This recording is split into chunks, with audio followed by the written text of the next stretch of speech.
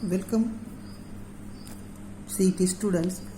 Today we are discussing our last lecture of CET, that is fluid mechanics.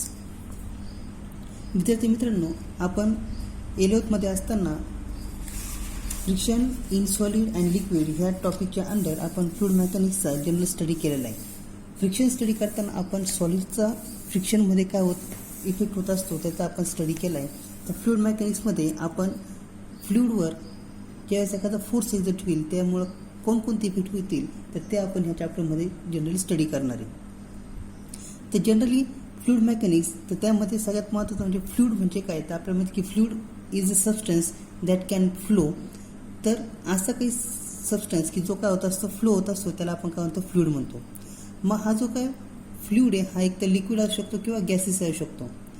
म्हणजे याचा अर्थ काय सांगतो आपण की जे काय फ्लुइड आहे तर हे फ्लुइडचा स्टडी करण्यासाठी म्हणजे थोडक्यात आपण गॅसेस आणि लिक्विडचा काय करतो, स्टडी करतो की जे काय असतील मोशनमध्ये असतील. मग त्यामध्ये सगळ्यात पहिला पॉईंट येतो म्हणजे प्रेशर. जनरली ज्या ठिकाणी लिक्विड असेल त्या ठिकाणी आपण बघतो की ते आपण वेगळ्या प्रकारचे जे काही प्रेशर काय होत असतात, अप्लाय होत असतात. मग जनरली प्रेशर म्हणजे काय सांगतो आपण, the pressure means the normal force exerted by liquid at rest per unit area of the surface in contact. म्हणजे एखादा जो काही सरफेस असेल त्या सरफेसच्या कॉन्टॅक्टमध्ये जो नॉर्मल फोर्स एक्झर्ट होणार आहे पर युनिट एरिया, त्याला आपण काय म्हणतो, pressure. That is pressure is equals to force upon area. त्याचं युनिट असतं newton per metre square or pascal.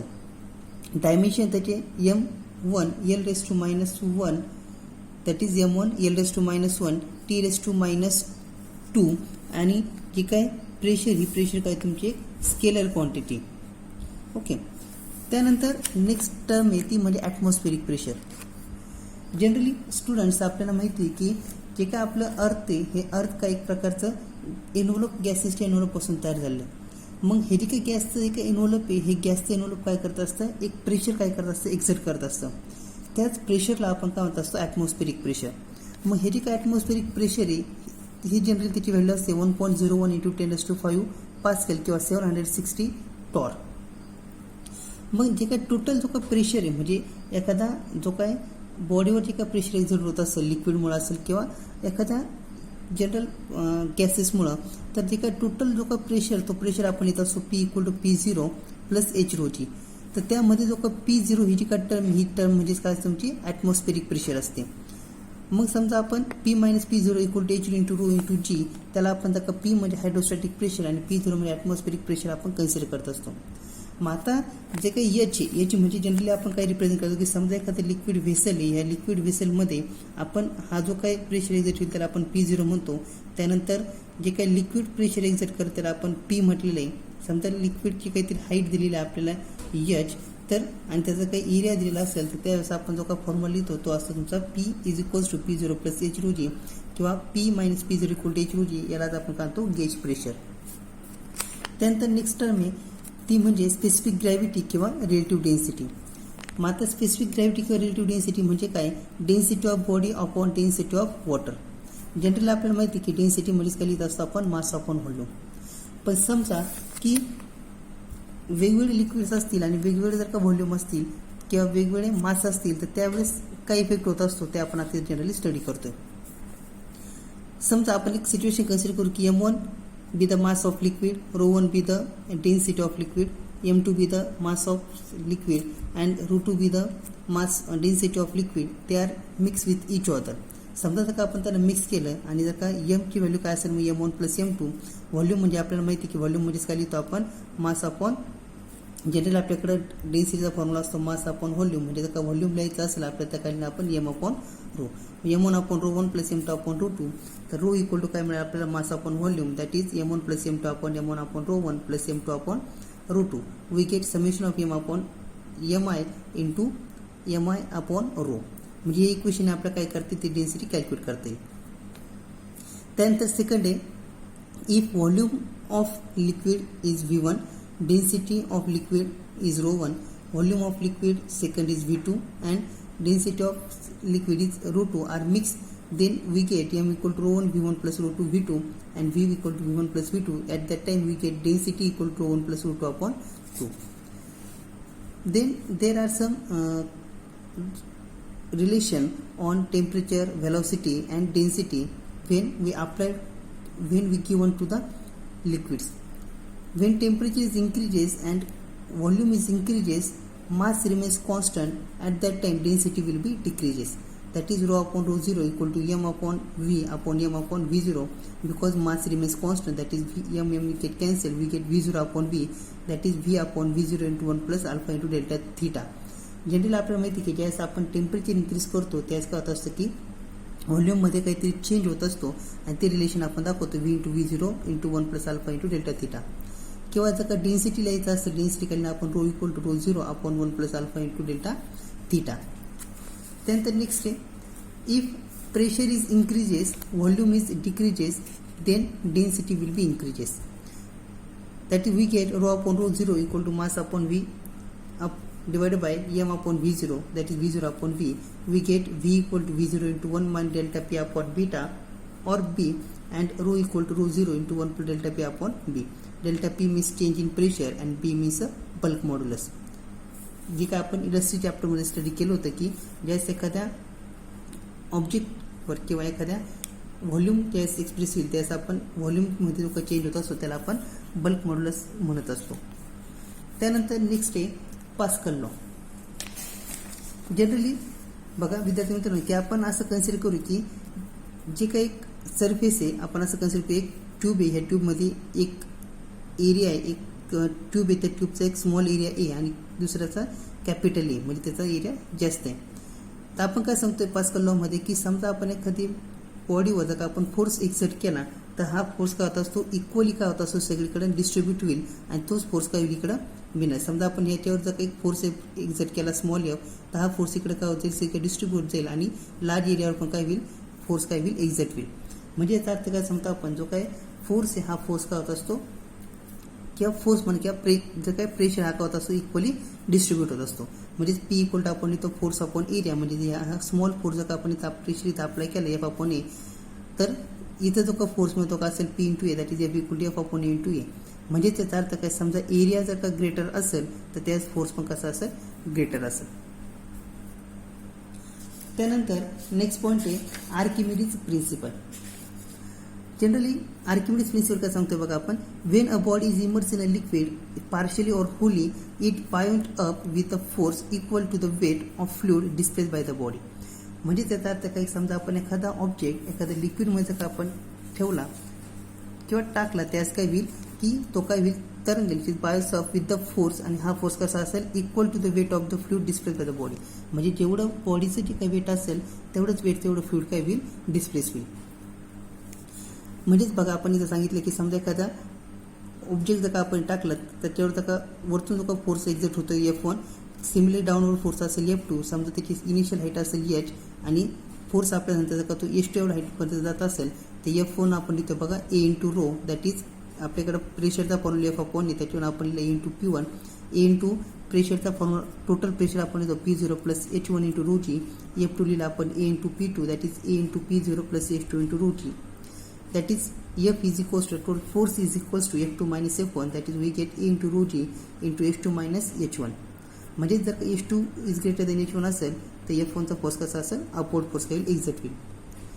त्यानंतर आता जो का ऑब्जेक्ट त्या ऑब्जेक्टचं की ॲटोमिक वेट किती असेल हे जर का आपल्याला कॅल्क्युलेट करता असेल त्यासाठी आपण फॉर्म्युला आहे weight into 1 minus sigma upon rho. Sigma म्हणजे थोडक्यात आपण लिहितोय density of object upon rho म्हणजे density of liquid. Then next point is student critical velocity. Next is critical velocity. आता क्रिटिकल वेलॉसिटी स्टडी करण्याच्या अगोदर आपल्याला एक जनरल पॉईंट आहे तो म्हणजे फ्लो ऑफ लिक्विड्स किंवा आपण त्याला स्ट्रीमलाईन फ्लो, टर्ब्युलंट फ्लो किंवा लामिनार फ्लो म्हणतो. आता जनरली जे काही फ्लो असतात त्याच्यामध्ये सगळ्यात पहिला असतो तो म्हणजे स्ट्रीमलाईन फ्लो. स्ट्रीमलाईन फ्लो म्हणजे काय की एक असा फ्लो की ज्याच्यामध्ये काय असतं की जे काय सगळे जे काय इलेमेंट्स आहे इलेमेंट काय होतील सेम वेलोसिटीने काय होत असतील मूव्ह होत असतील. म्हणजे थोडक्यात एक तर स्ट्रेट लाईन असतील कर्व असतील किंवा याचे जे काही सगळे जे काही पॉईंट्स काय असतील इक्वल वेलोसिटीने काय होत असतात मूव्ह होत असतात. त्यानंतर असतो लॅमिनार फ्लो. लॅमिनार फ्लो म्हणजे काय असतो की असे काही फ्लो असतात की जे काय होत असतात वेगवेगळ्या डिफरंट वेलोसिटीने काय होत असतात मूव्ह होत असतात पण ते एकमेकांसोबत मिक्स होत नाही त्यांना आपण लॅमिनार फ्लो म्हणतो. आणि टर्बुलंट फ्लो म्हणजे काय की ज्यावेळेस लिक्विड हे हायर व्हेलॉसिटीने मूव्ह होत असतील, म्हणजे थोडक्यात क्रिटिकल व्हेलॉसिटीने जर का मूव्ह होत असतील तर त्यांना आपण काय म्हणतो, टर्बुलंट फ्लो म्हणतो. मग आता क्रिटिकल व्हेलॉसिटी म्हणजे काय नेमकी, मग the velocity flow up to which it's flow is streamline. ठीक आहे, म्हणजे असा व्हेलॉसिटीचा फ्लो की ज्या फ्लोपर्यंत जी काही व्हेलॉसिटी असेल कशी असेल, इक्वल असेल, पण त्यानंतर काय होईल, ती बिकम टर्बुलंट, म्हणजे त्याच्यानंतर तिचा स्पीड काय होईल, इन्क्रीज होईल, त्याला आपण काय म्हणतो क्रिटिकल व्हेलॉसिटी. त्यानंतर जे काही क्रिटिकल व्हेलॉसिटी, म्हणजे एखादा फ्लो क्रिटिकल व्हेलॉसिटीनुसार तो स्ट्रीमलाईन, टर्बुलंट किंवा लॅमिनार हे ठरवण्यासाठी आपण रेनॉल्ड्स नंबर काय करत असतो, यूज करत असतो.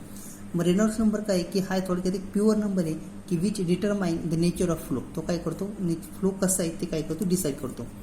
मग त्यासाठी फॉर्म्युला असं बघा, inertial force per unit area upon viscous force per unit area. त्यासाठी आपण लिहितो dp upon dt upon a equal to v into dm upon dt upon a, that is we get v square into rho. आणि viscous force per unit area असतो f upon a, that is n into v upon r.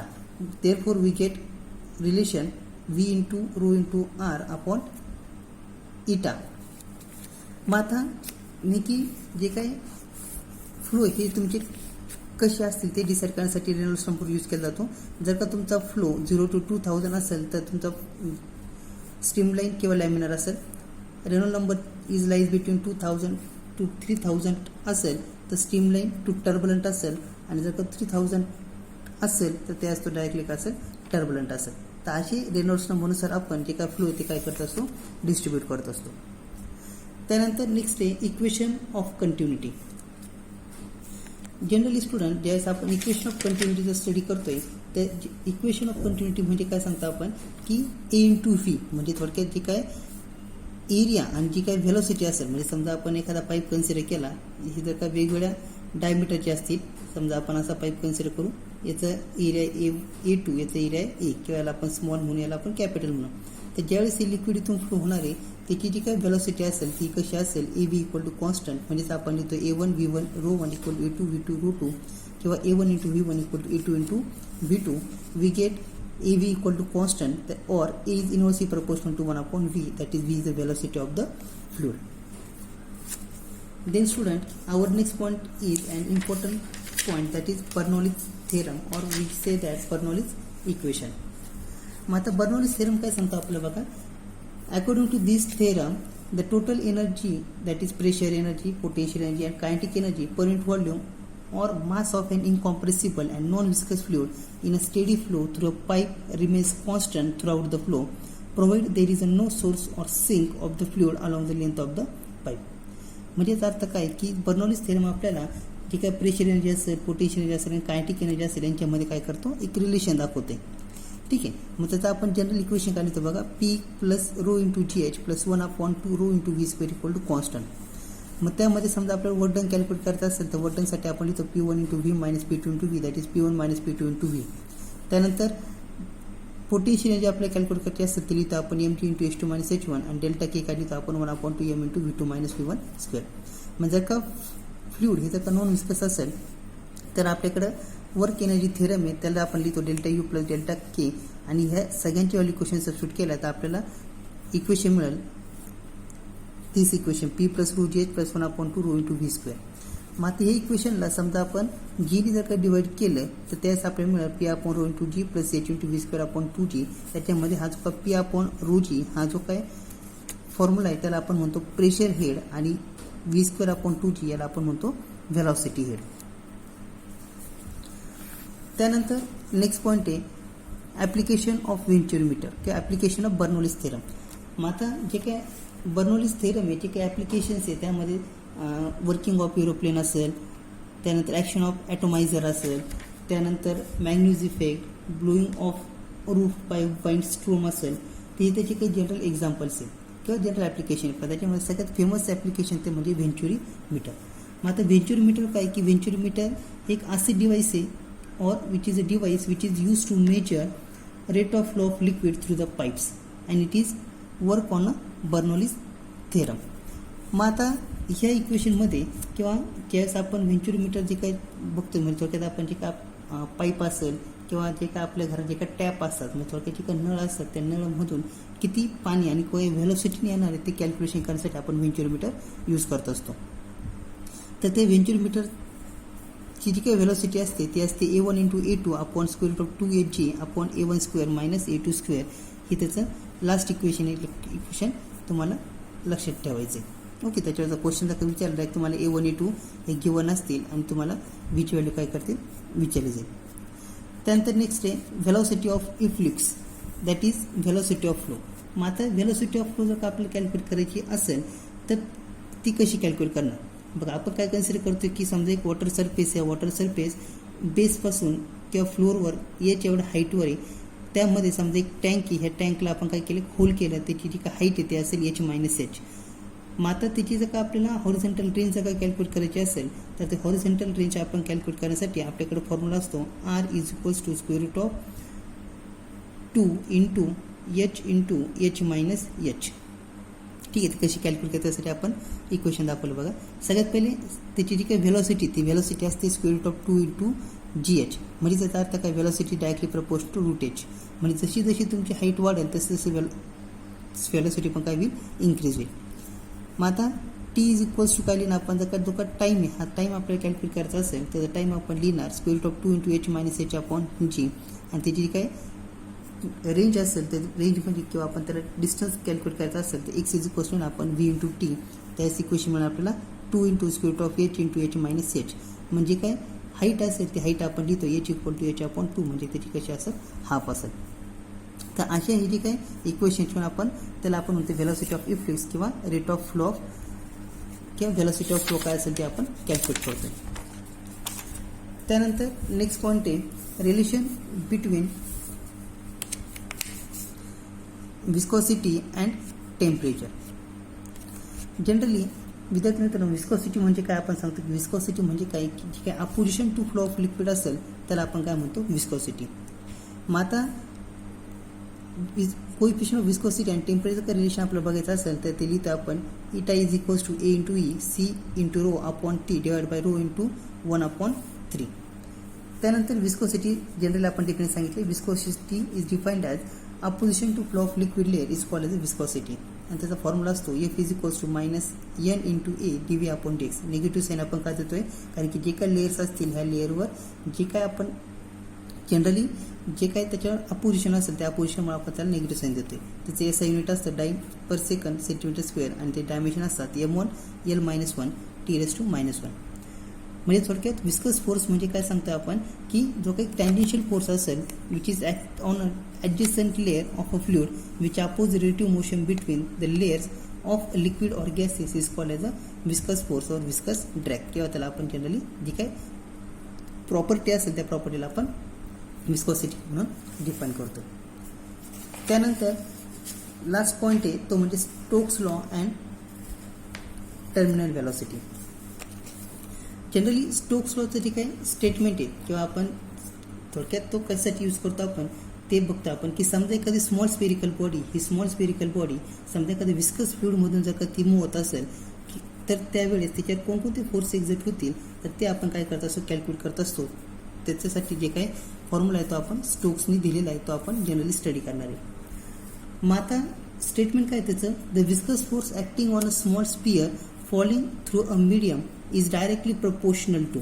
बघा जो काही force आहे हा force कसा असतो directly proportional to coefficient of viscosity that is eta velocity through fluid and radius. ठीक आहे, म्हणजे जो का तुमचा फोर्स आहे हा फोर्स कोणकोणत्या गोष्टीवर डायरेक्टली प्रपोर्शनल आहे कोएफिशिएंट ऑफ विस्कोसिटीवर त्यानंतर रेडियस ऑफ ड्रॉप आणि त्याच्या व्हेलॉसिटीवर. म्हणजे ते काही इक्वेशन आपल्याला मिळतं F is equal 6 into pi into इटा इंटू आर इंटू व्ही. त्याच्या 6 पाय हा काय तुमचा प्रोपोर्शनलिटी कॉन्स्टंट आहे. मग जनरली आपण काय म्हणतो की ज्यावेळेस एखादा ऑब्जेक्ट हा ज्यावेळेस आपण एखाद्या लिक्विडमध्ये आपण ज्यावेळेस फ्लो करतो त्याला ठीक आहे तर त्याच त्याच्या काय होत असतं एक अपथ्रस्ट फोर्स लागत असतो F त्यानंतर एक डाऊनवर्डचा फोर्स लागत असतो वेटचा. त्यावेळेस आपण बघा जो काही वेटचा फोर्स आहे तो लिहित असतो mg तर फॉर्म्युला आपण लिहितो 4/3 पायर क्यूब इंटू रो जी. त्यानंतर जे काय अपथ्रस्ट आहे म्हणजे टी असेल m into G that is 4/3 pi r cube into sigma into G. आता इथं जी काही रो घेतला आहे तर डेन्सिटी ऑफ लिक्विड असेल आणि सिग्मा म्हणजे काय असेल जो काही बॉल असेल किंवा जे काय ड्रॉप रेट असेल त्याची काहीतरी आपण विस्कोसिटी कन्सिडर करतोय. त्यानंतर फोर्सचा पण आपल्याकडं F equal to 6 into pi into n into r into v. त्यानंतर फोर्स जर का आपल्याला कॅल्क्युलेट करता असेल तर टोटल फोर्स काय असेल वेट मायनस टी.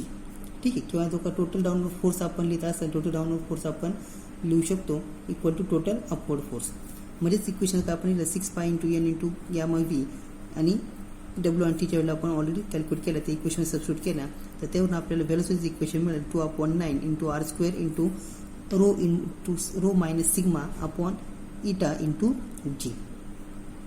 तर त्याचवरून आपण इटाही कॅल्क्युलेट करू शकतो. इटा कॅल्क्युलेट करता असेल तर इटा फक्त इकडे जाईल, व्ही इथे येईल तुमचा.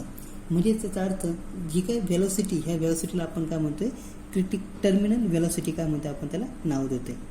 म्हणजे त्याचा अर्थ काय ही जी काय टर्मिनल व्हेलोसिटी ह्या टर्मिनल व्हेलोसिटी म्हणजे जी काय स्पिरिकल बॉडी ही स्पिरिकल बॉडी ज्या कॉन्स्टंट व्हेलोसिटीने मूव्ह होणार आहे ते त्याला आपण काय म्हणतो टर्मिनल व्हेलोसिटी. तर अशा प्रकारे हा तुमचा फ्लुइड मेकॅनिक्स हा CT साठी असलेला चॅप्टर आज इथं संपलेला आहे. थँक्यू.